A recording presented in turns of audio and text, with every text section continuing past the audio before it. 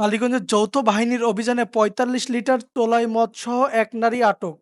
ইয়াসিন আরাফাতের প্রতিবেদনে বিস্তারিত।